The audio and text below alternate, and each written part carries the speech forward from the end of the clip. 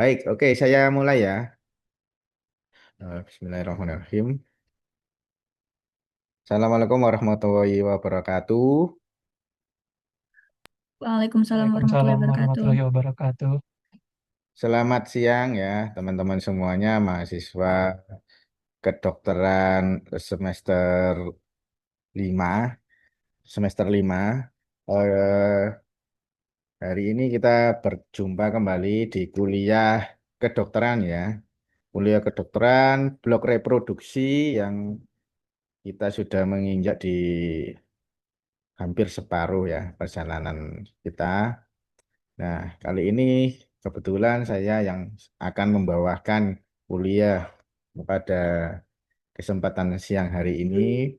Jadi sebelum eh, kuliah dimulai ya saya minta waktu ya ketua kelasnya eh, Mas Kahlil silahkan dipimpin untuk berdoa seperti biasanya. Monggo Mas Kahlil dipimpin berdoa. Baik, dokter. Dan semuanya belum mulai pelajaran pada hari ini, mari kita berdoa terlebih dahulu supaya ilmu yang kita dapatkan hari ini bermanfaat. Berdoa mulai.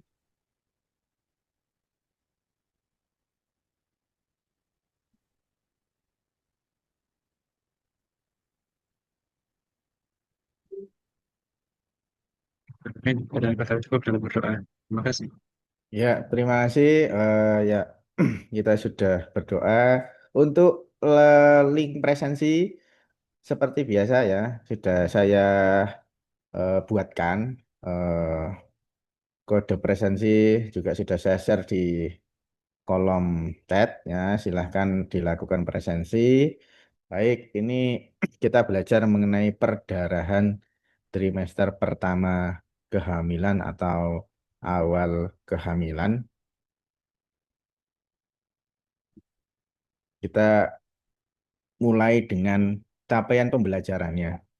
Pada capaian pembelajaran ini diharapkan mahasiswa mampu mendiagnosis dan melakukan tata laksana pada kasus perdarahan pada trimester pertama seperti abortus, kehamilan ektopik, dan kehamilan mola atau kehamilan anggur ya. Pada sesi sebelumnya itu kita belajar mengenai bagaimana fisiologi kehamilan, proses bertemunya sel telur, sperma, kemudian terbentuk eh, terbentuk zigot, kemudian terjadi implantasi di endometrium atau di dalam uterus, ya.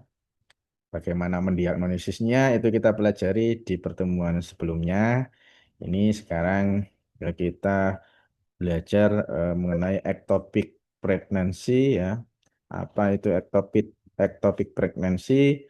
Definisi kehamilan ektopik terjadi ketika sel telur yang telah dibuai berimplantasi di luar dari kavum uterus ya. Di luar kavum uterus, bukan di dalam ya. Terjadi 1 sampai 2% ya. 1 sampai 2% berpotensi mengancam jiwa ya, menyumbang 2,7% kematian terkait kehamilan. Sebelum sampai pada konten ya, ectopic pregnancy, saya biasanya saya berbagi mengenai pengalaman-pengalaman ketika tugas ya. Ketika saya dulu bertugas di pedalaman Papua, ini teman-teman bisa membaca ini, pedalaman Papua, itu saya ketemu curiga kehamilan ektopik ya, kehamilan di luar kandungan. Dan terganggu. Terganggu ini dalam arti sudah terjadi kehamilan ektopik, kehamilan di luar rahim, umumnya terjadi di tuba falopii, kemudian terjadi ruptur atau pecah saluran tuba, terjadi perdarahan, berakhir shock, kemudian meninggal ya. Karena di pedalaman ini waktu itu nggak ada ceritanya, nggak ada dokter spesialis kandungan. Kebetulan saya yang berjaga di instalasi gawat darurat ya. Pasien ini usia muda 25 8 tahun saya masih ingat betul nama pasiennya sampai sekarang. Ya, dari NTT pasien ini ke pedalaman Papua ya. Kemudian ya dapat musibah hamil hamil muda, suaminya tahu kalau hamil ya, akan tetapi belum sempat USG, pingsan ya siang hari, kemudian dibawa ke IGD sore harinya, kebetulan saya yang menerima ya. Kemudian dalam waktu yang relatif singkat ya, berangsur-angsur memburuk. Saya tahunya mengarah ke kehamilan ektopik terganggu berdasarkan pemeriksaan fisik, masih setengah sadar gitu ya. Itu kesakitan banget ketika porsionya saya gerakkan ya. Tapi kemudian berangsur-angsur nggak sadar, kesadaran menurun ya. Kemudian HB-nya turun terus ya, dari 8 menjadi 6 dan seterusnya. Kita nggak bisa merujuk karena apa? Di pedalaman ya, di pedalaman nggak ada pesawat ya. Waktu itu nggak ada pesawat hari Minggu ya. Apesnya pas hari Minggu. Kalau hari Senin, hari Selasa, hari Rabu itu ada pesawatnya. Akhirnya pasiennya meninggal ya. Kemudian di suatu tempat saya pernah bertugas ya. Ini kebetulan bukan saya yang menerima pasien ya. Pasien diterima di IGD, perempuan wanita usia reproduksi ya. Wanita usia reproduksi eh, datang dengan keluhan muntah-muntah ya, muntah-muntah berkali-kali ya. Kemudian dirawat di IGD ya. Masuk sampai rawat inap, didiagnosis gastritis, dirawat dokter penyakit dalam. Akan tetapi ketika dirawat inap, kondisinya memburuk. Ketika meninggal, dilakukan review kematian ya, dikaji kematiannya dari awal datang ya, eh, apa yang menjadi kekurangan, itu yang biasanya kita lakukan sebagai seorang dokter bila ada kematian kita harus mereview apa penyebab kematiannya. Yang ternyata memang ada kecolongan. Kira-kira apa yang mungkin di sini ada mahasiswa kedokteran ya, yang barangkali eh, terlewat ya. Misalkan ya, ada wanita usia reproduksi datang ke IGD ditanya mual muntah. Kalau pada perempuan, pertanyaan apa yang penting kalau mengarah ke hamil? Kira-kira apa? Ada siapa di sini? Bisa ngasih jawaban, masukan, saran. Misalkan keliru enggak apa-apa. Monggo. Mungkin jadwal menstruasinya, Dok, apakah memang terlewat apa belum gitu? Wah, menstruasinya betul ya. Betul sekali ya. Menstruasi. Jadi terlambat menstruasi, jadwal menstruasi terakhir kapan ya? Kalau pasien perempuan muntah-muntah ke IGD, jangan hanya ditanya muntah-muntahnya ya. Melewatkan satu pertanyaan penting itu bisa kita menyumbang ya, membunuh pasien. Itu bisa terjadi ya, karena kita kita ini manusia, bisa human error, nggak sempurna ya. Tapi contoh kejadian ini harapannya bisa menjadi pengingat kita bahwa setiap pasien perempuan yang datang dengan perempuan usia reproduksi ya, yang datang dengan mual muntah, pikirkan ini hamil ya. Ternyata hamil di luar kandungan ya, ini bisa fatal ya. Oke, saya lanjutkan. Terima kasih Mbak Danisa.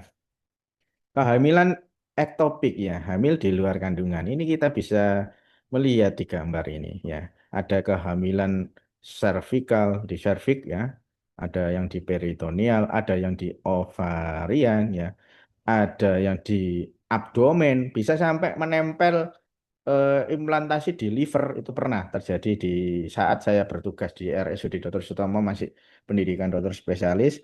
Itu implantasinya di livernya itu bisa fatal ya.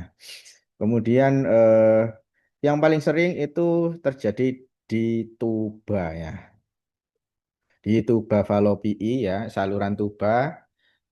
Kalian sudah memahami eh, saluran tuba ini tempat implantasi, tempat bertemunya, mohon maaf, tempat bertemunya sperma dan sel telur ya. di ampula tuba itu lokasi paling umum ya. Kalau terjadi kehamilan ektopik di intraabdomen itu dikatakan mortalitasnya itu jauh lebih meningkat ya. Apa saja yang menjadi eh, faktor-faktor risiko dari kehamilan ektopik ya? Jadi ada yang pertama riwayat kehamilan ektopik sebelumnya ya. Kehamilan ektopik sebelumnya. Jadi kalau ada pasien datang kehamilan kedua atau ketiga, kalian bertanya, selalu pasien hamil ditanyakan adalah riwayat kehamilan sebelumnya. Jadi kalau kehamilan sebelumnya ada riwayat kehamilan ektopik, kalian harus curiga apa ini tidak kehamilan ektopik lagi. Itu. Kemudian faktor lain ya, ada eh, infeksi pelvis ya, ada keputihan ya. Pasien dengan riwayat keputihan itu berisiko terjadi kehamilan ektopik ya. Ini patofisiologinya kehamilan ektopik ya. Mestinya kehamilan normal seperti kuliah sebelumnya itu setelah terbentuk blastokis kemudian turun ya dari tuba fallopi digerakkan oleh silia tuba fallopi juga terjadi kontraksi dari rahim ya kontraksi atau polos gerakan silia ini maka akan terjadi proses transportasi bakal janin ini turun sampai ke dalam kavum uterus ya tepatnya di endometrium. Akan tetapi apabila terjadi kerusakan pada bagian tuba fallopi'i baik itu karena inflamasi radang, infeksi ya atau proses imunologis ya juga ada keterkaitan dengan infeksi chlamydia trachomatis itu bisa berlanjut ya menjadi terjadi peningkatan sitokin proinflamasi, penurunan gerakan silia ya,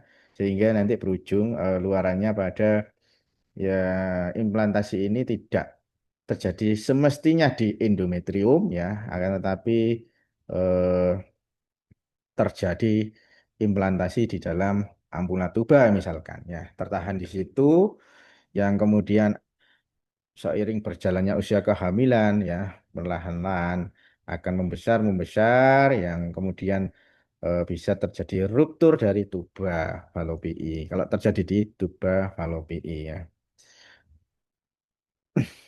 Jadi ada yang mau ditanyakan sementara ini belum ada. Itu intronya ya. Sekarang kita masuk di gejala ya. Gejala.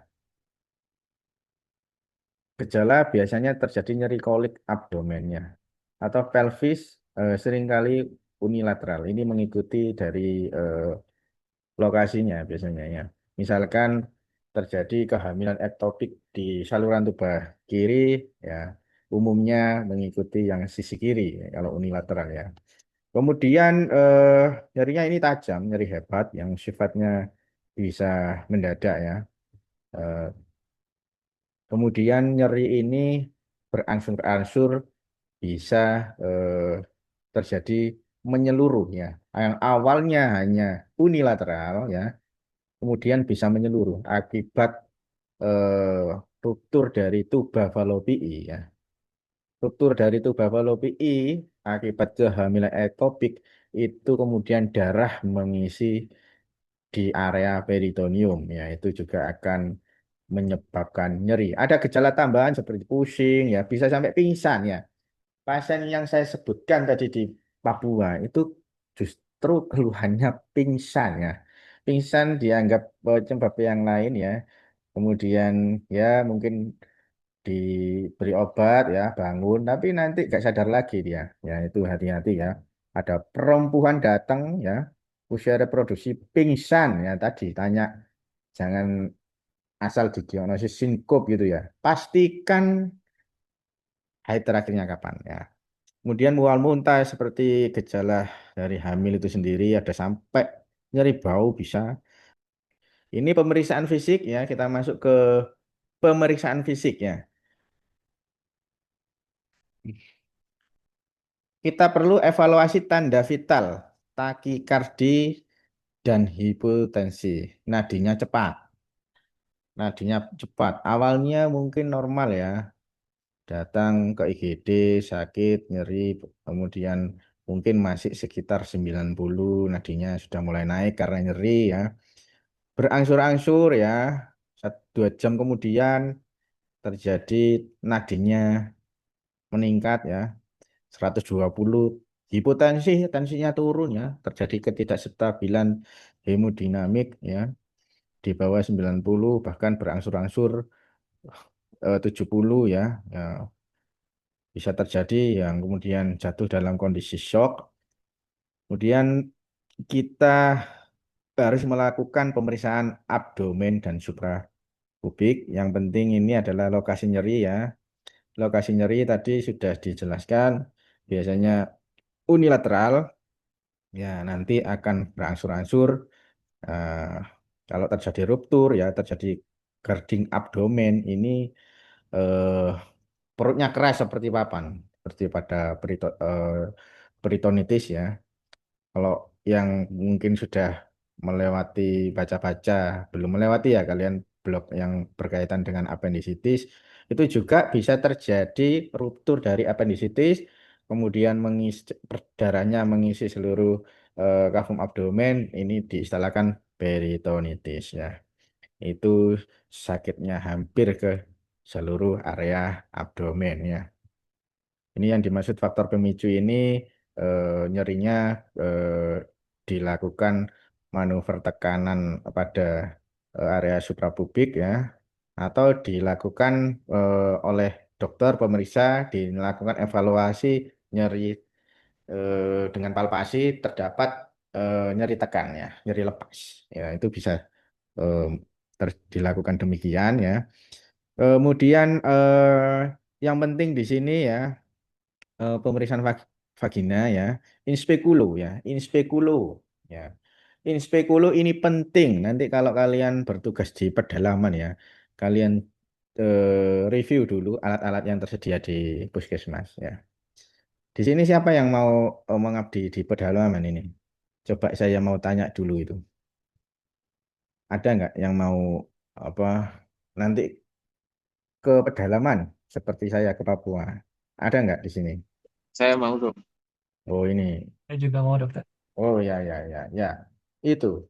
Sebelum saat kalian ke pedalaman ya, sebelum bahkan itu kalian harus nyari info kalau sudah dapat puskesmasnya di mana ya, pedalaman apa. Kalian pastikan alat-alat yang tersedia di sana. Kalau nggak ada, itu cara saya ya. Waktu itu kalau ke pedalaman saya tanya informasi kira-kira mereka nggak punya apa. Saya bawakan, saya beli sendiri. Ya, saya anggap amal ya untuk di pedalaman itu alat-alatnya saya kasihkan. Ya, ini bisa eh, kalian itu misalkan bawa inspekulu kalau nggak ada ya, karena ini prosedur penting untuk diagnosis dari kehamilan ektopik, eh, kehamilan ektopik atau kehamilan ektopik terganggu yang sudah terjadi perdarahan. Kita lakukan pemasangan alat inspekulu ya. Kita lihat apakah ada perdarahan, kemudian apakah ada produk konsepsi ya, dan lain-lain ya. Kemudian pemeriksaan bimanual ya. Pemeriksaan bimanual kita lakukan palpasi bilateral adnexa ya. Adanya massa atau nyeri adnexa di kiri atau di kanan. Di kafum Douglas menonjol itu bisa dilakukan saat pemeriksaan in speculo. Jadi saat pemeriksaan in speculo tadi eh, kita bisa melihat kafum Douglas. Nanti saya tunjukkan gambarnya. Kavum Douglas ya mestinya kalian juga pernah kuliah anatomi ya dengan Dr. Gumilar itu mestinya ada sudah mengetahui Anda sudah mengetahui Kavum Douglas di mana Kavum Douglas itu menonjol karena ada perdarahan ya perdarahan di balik dari uterus itu terjadi pengumpulan perdarahan di situ di retro atau belakang dari uterus atau yang disebut kalau dari pemeriksaan spekulu dari sisi eh, lewat bawah itu namanya kafum Douglas menonjol karena perdarahan yang mengumpul di belakang uterus tadi. Nyeri goyang porsio. Ini yang sangat khas. Dokter umum harus bisa. Kalian eh, nggak harus ya di pedalaman itu kalian nggak harus jago USG, harus pakai USG alat canggih. Kalian mendiagnosis ya kehamilan ektopik. Sebetulnya misalkan nggak ada inspekulus, cukup pakai jari kalian sendirinya. Kalian melakukan vaginal tuse ya vaginal tuse di area porsio, kalian goyang-goyangkan ya, digoyang porsionya ya. Kalau ibunya kesakitan banget, ya itu curiga mengarah ke kehamilan ektopik. Cukup mudah ya. Ini sering ya ketika PPDS itu saya belajar merasakan bagaimana VT nyeri goyang porsio pada kasus curiga kehamilan ektopik. Ini cukup mudah. Saya rasa dokter umum akan mampu untuk mendiagnosis atau melakukan pemeriksaan untuk mendukung mengarah ke kehamilan ektopiknya. Sangat mudah. Itu saya di Papua waktu itu mengandalkan itu ya. Tapi berangsur-angsur ibunya nggak sadar ya. Ya. Oke. Kalau pasien sadar ditanya, dilakukan PT, Bu, nyeri Bu, saya gerakkan ini. Nah, nyeri dok. Nah, itu berarti curiga kehamilan ektopik. Ya. Ya ini kalau ada alat ya, spekulum atau spekulum ya, spekulum vagina ya. Ya, kalian bisa pakai apa namanya ring tang ini ya untuk menjepit porsionya. Porsio kalian naikkan ya di bagian bawah itu ada yang namanya sudut ya. Sudut itu bisa kalian aspirasi pakai pakai squid ya, pakai squid ya. Gak usah takut, gak usah takut. Itu area aman ya. Jadi area aman, jangan ketakutan. Nanti kena usus, kena apa enggak? Ya, enggak. Itu kalian aspirasi, kalian sudah misalkan ini ya, sudah ada nyeri goyang porsio, kalian pastikan ya dengan SPKulu ya. Kemudian kalian lihat kafum Douglasnya relatif kok seperti menonjol ya. Ya, bisa kalian pakai aspirasi ini. Ternyata ada darah, itu mendukung lebih kuat curiga kehamilan ektopiknya. Sebelum ke berikutnya ya, saya mau ada diskusi dari teman-teman mahasiswa. Silahkan saya buka eh, pertanyaan mengenai ectopic pregnancy. Itu boleh berkaitan dengan pengalaman ya, atau boleh berkaitan dengan teori-teorinya, bagaimana pemeriksaan. Ya monggo kalau ada yang kurang jelas bisa ditanyakan. Dan kalau bertanya, monggo bisa on cam ya, nggak usah malu-malu ya. Silakan, Irvin, monggo Mas Irvin. Ada pertanyaan lain? Monggo, gak usah malu-malu ya. Eh, bisa on cam, bisa raise hand. Izin bertanya, dokter. Ya, ya, Iya, silakan. tadi Eva. tadi dokter sempat menjelaskan pengalaman dokter saat di pedalaman Papua nggih, Dok, ya itu salah satunya bertemu dengan pasien dengan kecurigaan kehamilan ektopik. Nah, kira-kira tantangan terbesar apa yang bisa kita hadapi ke depannya dalam mendiagnosis kehamilan ektopik di daerah dengan fasilitas terbatas seperti yang dokter alami waktu itu? Nah, apakah kendala itu lebih ke keterbatasan alat atau keterlambatan pasien datang berobat, atau justru mungkin karena manifestasi klinisnya yang bisa jadi tidak khas begitu, Dok? Terima Ya, ya, kasih. ya, ya, ya, betul. Jadi kalau kehamilan ektopik ya, menurut saya yang pertama dari sisi dokternya dulu ya, dari sisi dokternya kehamilan ektopik itu suatu kondisi penyakit ya, kayak yang tadi kehamilan yang di luar kandungan yang sebetulnya sangat-sangat khas gejalanya. Jadi ini dokter lulusan ITS ya harus menguasai dari mulai gejala, kemudian pemeriksaan fisik ya, pemeriksaan fisik terutama ya. Kalau memang syukur-syukur bisa penunjang, bisa USG itu sebagai poin plus. Kalau menguasai anamnesis ya, pemeriksaan fisik tidak terlewat tadi seperti yang saya contohkan, insya Allah kita bisa mengarah ya 80% lebih ini curiga ke kehamilan ektopik ya. Jadi kehamilan ektopik mestinya diagnosisnya simple ya, nggak harus tergantung dari USG. Artinya, artinya apa? Bila kita mengetahui pasien perempuan usia reproduksi datang ke IGD dengan keluhan mengarah ke kehamilan ya, karena terlambat haid, ada perdarahan ya seperti abortus ya, ada nyeri perut bawah ya. Mungkin kalian juga akan berpikir, oh ini mungkin abortus keguguran ya, hamil di dalam kandungan. Bisa berpikir demikian. Tahu mual muntahnya kalian berpikir itu gastritis. Bisa, tapi akan tetapi selalu ya di benak kalian pikirkan bahwa yang paling berbahaya itu terjadi ectopic pregnancy.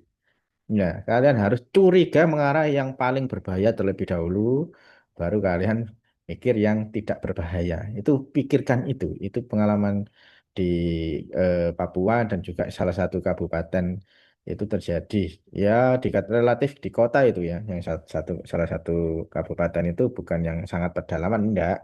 Itu juga masuk area kota, rumah sakit besar. Itu bisa terjadi kecolongan ya. Dimanapun bisa terjadi kecolongan. Nah, di pedalaman itu tantangannya adalah juga kita nggak ada fasilitas USG.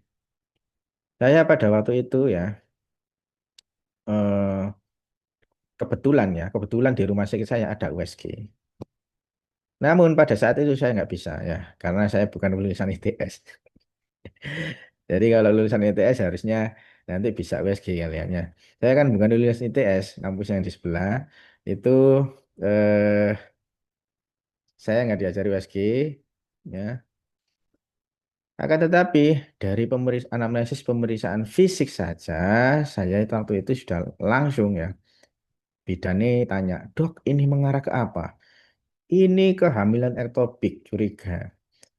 Saya coba-coba pakai USG-nya. Saya nggak ngerti USG sama sekali. Hidupkan alat USG-nya. Terus yang namanya dokter ya, dokter baru ini selesai internship ya, beda ya. Pokoknya nekat dulu. Hidupkan alat USG-nya. Begitu dihidupkan, probnya saya taruh di perut pasiennya, baru saya berpikir, bingung, apa ini? Di layar muncul saya nggak tahu apa-apa ya. Nggak ngerti rahim yang mana, perdarahan itu yang mana, nggak ngerti belas. Pada waktu itu saya rekam, saya rekam video untuk pemeriksaannya ya. Kemudian saya kirimkan ke dokter spesialis kandungan, kebetulan saya kenal. Dok, izin konsul, videonya saya kirimkan. Hasil USG-nya ini. Terus pemeriksaan anamnesis, pemeriksaan fisik ini. Terus jawabannya dokter spesialis kandungan pada waktu itu kan nggak ada dokter spesialis kandungan di lokasi. Pas kosong. Di daerah itu bisa kosong dokter spesialis kandungan. Itu waktu itu fase kosong. Ya. Jawaban dokter spesialis kandungan ini dari Nganjuk, dokter beliaunya. D itu kehamilan ektopik terganggu. Dirujuk ya. Nah, dilala. Ya, datangnya Sabtu sore, menjelang malam. Minggu nggak ada pesawat ya. Saya sudah koordinasi ya merujuk pasien ini tapi sudah hubungi dinas kesehatan, sudah hubungi macam-macam tapi nggak bisa ya karena itu pesawat yang kecil itu yang ke pedalaman itu milik swasta, kita nggak bisa sewaktu-waktu demikian ya. Pada akhirnya ya kita nggak bisa bertindak, saya juga nggak bisa melakukan operasi, saya bukan dokter spesialis.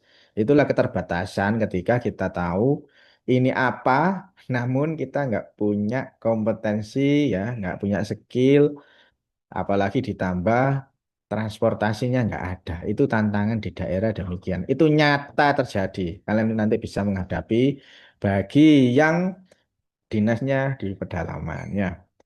Tapi mudah-mudahan kalian nanti menghadapi situasi yang kalian bisa mengatasi, ya situasinya pas, pasien datang di hari-hari yang memang ada transportasi, itu berdoa ketemu-ketemu yang mudah. Nanti kalau yang bertugas di pedalaman ya.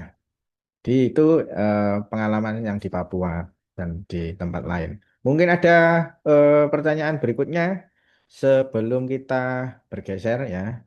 Ini tadi sudah berapa menit ini tadi ya? Sekitar berapa menit ini baru yang pertama ini ya. Berapa menit Mas Irvin? Sudah 30 menit ada ya. Iya, Dok. Kurang lebih 30 menitan, Dok. Baik, ya. Saya akan melanjutkan ke materi berikutnya. Materi berikutnya ini mengenai abortus iminen, abortus incomplete, abortus komplit ya. Tapi seperti biasanya saya kasih jeda untuk mahasiswa ya, mahasiswa kedokteran ini ya, untuk break 5 menit ya, untuk sekedar minum kopi ya, nyemil-nyemil sebentar ya, karena ini kan Zoom ya. Nanti kita lanjutkan materi berikutnya ya, 5 menit ya, seperti biasa. Biar fresh ya, boleh minum-minum dulu, nyemil dulu ya. Nanti kita masuk ke bagian yang tidak kalah penting mengenai bagaimana mendiagnosis abortus incomplete, bagaimana penata laksanaannya kita bahas.